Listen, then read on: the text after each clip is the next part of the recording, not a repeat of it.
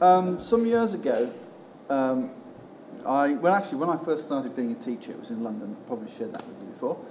And I lived in the west side of London, quite a ways out from the city centre, really. But I loved going into the city centre, and I would take the train and go in, and it was like cheap entertainment just to go for a day in London. You know, you didn't have to spend that much money. You could just go in and just walk around and see these amazing buildings and what have you, museums and the like. And I would often do that on a Saturday and a Sunday, or mostly on a Saturday. Well, one day I decided that I really wanted to go to see the museum Madame Tussauds. Have you ever heard of this? You've been there? So, all right. The one in London? Yeah. Oh, well, you're going to really like this then. Because this one, I think this was the original Madame Tussauds, the one in London, and it's actually on Baker Street, which, if anybody knows about Sherlock Holmes, that's the fabled detective. That's, you know, supposedly that's where he lived. Well, it was a Saturday, and I got a bit late. I'd been up late night Friday doing something. I can't imagine what it was. You know, I was tired, and I got up late, and it was, you know, it was weekend. And so by the time I got on the train to go into the centre of London, it was getting on a bit, and it was pouring with rain. Absolutely horrible day, you know. But I thought, no, I really must do this, because I've been wanting to go to this museum for a long time. I've been to a lot of other museums, but I have never been to this one.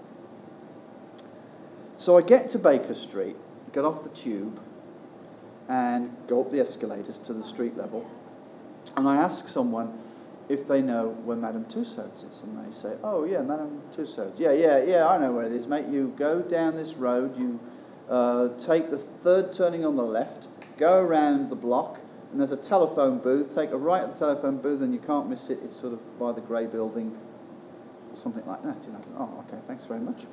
So off I went. Started to really pour down the rain now, and I was not dressed very well for it. I was getting soaking wet. Well, to cut a long story short, I got lost. And, you know, I don't know if I didn't hear the directions right, or if they were messing around with me. I don't know, but it certainly wasn't where I thought it was supposed to be. And after about an hour of trudging the streets and getting really fed up and wet and thinking about going back home, I ended up back at the tube station. So I asked somebody else, and they said, oh, Madame Tussauds, yeah, you just go down there, take a left, and it's just round the corner. Down this way. Yeah. Oh, okay. And sure enough, they were right. There it was, Madame Tussauds, an old, beautiful old building in London, central London, and there were these stone steps leading up to the door. But you know, it was really getting on now, and I was thinking, you know, is there much time left even? You know, while I'm here, I must at least go in and see what I can see. So I went up the steps and I opened these doors, and I thought, no, I've got to make sure this is Madame Tussauds. And there was a gentleman standing by the door in a uniform, and he had these little pebble glasses, you know what I mean, those brass glasses on, and a uniform. And I thought, well, he must be the security guard or the doorman or something like that. So I asked him if this was Madame Tussauds. Excuse me, is this Madame Tussauds? Excuse me, is this Madame Tussauds? Is this Madame And then I heard people laughing, snickering. And over there by the desk, they were having a good old laugh, because this wasn't a real person. It was a Waxworks. Oh, brilliant. All right. That's amazing. Wow. That's amazing, because it was so realistic. You know, whoa, oh, I've got to go into and see this. This is going to be so cool. So I went up to the desk and to get my ticket, and I said, I'd like one, please, one general admittance, please. And they didn't look too thrilled. They said, well, very sorry, sir, but we close in about 20 minutes. 20 minutes, yeah. Yeah, on a Saturday we close early. All right. And they could see that I was, you know, pretty disappointed and sopping wet. You know, it was not a good day.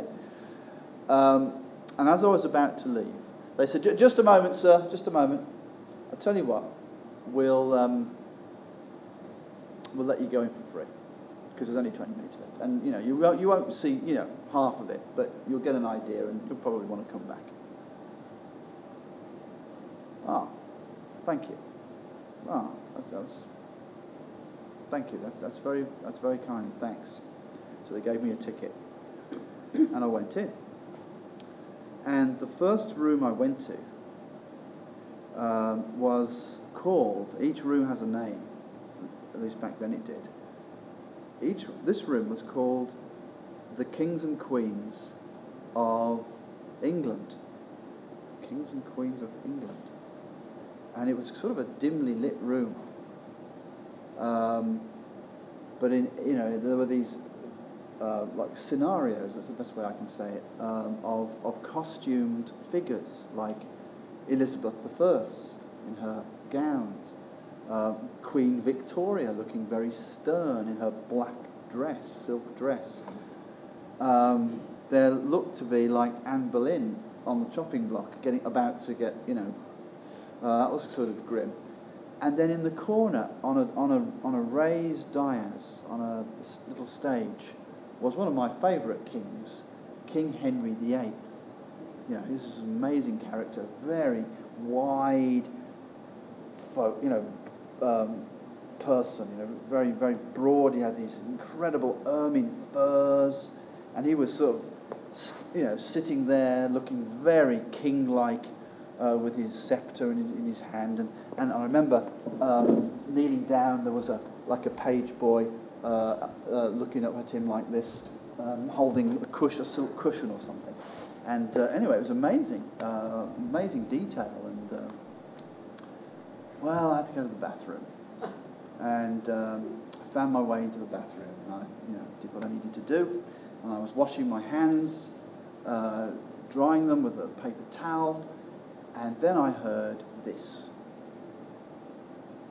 Ladies and gentlemen, please make your way to the nearest exit. The museum is about to close. Just come. Oh, well, I'm coming back. You know, this is very cool. So I went to leave the bathroom, put my hand on the door, and turned the door handle. It's jammed or something. It's weird. Yeah, so I pulled it like this. It was stuck, and it's an old building, madam, where the museum is, and these doors are old. They're thick, you know. But I started banging on the door. Hello, help! I'm in the bathroom. Can anybody hear me? Hello? Thud, thud, thud. You know, probably it wasn't the noise of my thudding wasn't going very far. Oh, this is a great day, this is, you know. At first, I'm here and I hardly see anything, and now I'm trapped in the bathroom. So I'm looking around to see if there's another way out. There's no windows in this bathroom. Completely closed up it is. There's got to be another way out. What's over there? There was a little door in the corner. Maybe it's a cupboard or something. I'll have a look, see what that is. So I opened this small door, and it wasn't a cupboard. There was a doorway leading to a staircase. And in these old houses, they had lots of staircases, sometimes secret staircases. Maybe it was one of those. Anyway, I'm not staying here all night. I'm going to see if I can get out that way. So I went down the staircase. When I got to the bottom of the staircase, it was quite dark. And there was a corridor. And I could go left or I could go right. Decided to go right. I didn't really know where I was. Started walking down this dark corridor, and at the end of the corridor was another door. Well, let's see if it opens. Turn the door handle, open the door. Ooh. Ooh, that's interesting. What I saw was a pair of curtains, but I knew what they were. Parted the curtains. Yep, I was right. I was standing behind Henry VIII. I was actually not. You're not supposed to be there, of course. I was actually on the dais behind Henry VIII. I could, behind him, see his crown on his head.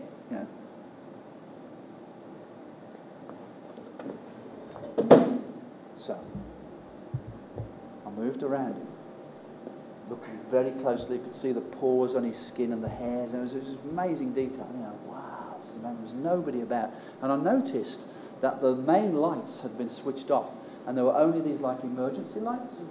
You know, they just leave like just a few lights on in case of a fire or something. So the museum must be closed. Must be closed. Must be closed. Well, I don't want to hang about here.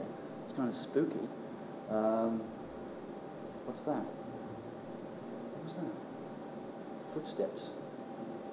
Yes. Yes. Someone's coming. And I could hear these footsteps, and they were no-nonsense footsteps. I think the person was wearing shoes with those metal things on the bottom, right? Clink, clink. Security guard. I bet that's who it is. I bet it's the security guard. The security guard's coming because they heard a noise, and they're going to find me here in the King and Queen's room, and they think I'm going to do some damage to these things, or I'm trying to rob something. They're going to call the police. I've got to do something. And I noticed that there was this light, this flickering light. The security guard had a flashlight, and he was shining the flashlight around all the exhibits. And I thought, any moment now, he's going to come close to me, and he's going to shine that light at me. What shall I do? I know what I'll do.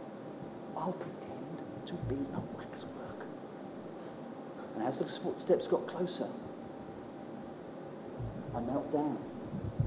Next to the other page boy was over there. I knelt down, and I looked up at Henry VIII, and then I froze like this.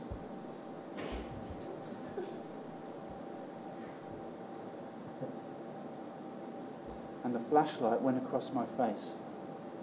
I didn't blink.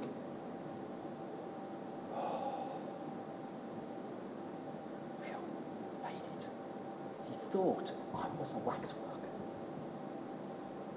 All right, here's what I want you to do. I want you all to stand up, move your chair back, and I want you to pretend that you are in the Waxworks Museum by yourself in the King and Queen's room.